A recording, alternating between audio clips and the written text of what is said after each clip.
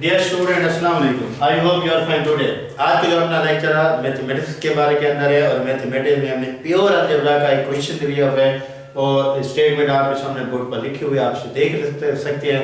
हम इसको समझाने की कोशिश करते हैं और आप इसको समझने की कोशिश करें। तो फार्मूला जो यहाँ पे यूज हो रहा है वो आपके पास ये है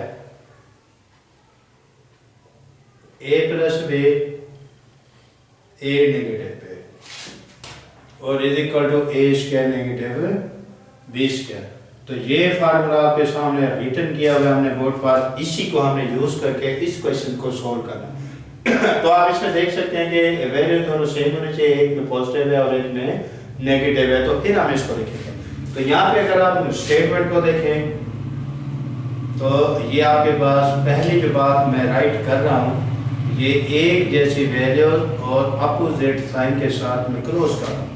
यहाँ पे देखिए ये और ये दोनों सेम है, एक में पॉजिटिव है एक में नेगेटिव है। यूजिंग फार्मूला हो रहा है तो हमने फार्मूले के मुताबिक चलाना है और बाकी हम बात वैसे लिख देंगे। बाकी बात क्या लिख देंगे वैसे। तो आप इसको देखो जरा, तो ये और ये बात सेम हो रही है, इसी तरह ये और ये बात सेम आ रही है।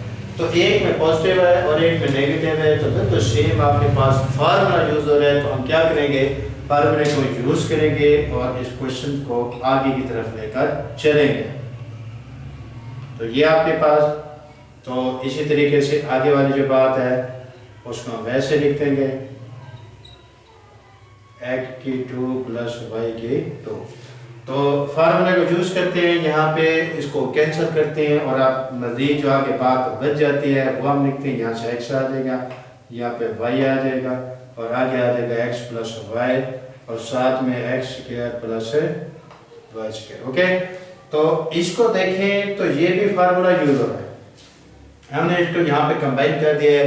अब आप पहली बात देखिए ये आ रही है, दूसरी ये आ रही है, तो सेम फार्मूला यूज हो रहा है। तो फार्मूले को यूज करेंगे और उसके बाद इस क्वेश्चन को सॉल्व करेंगे। फर्स्ट का स्क्वायर आ जाएगा और सेकंड का स्क्वायर आ जाएगा।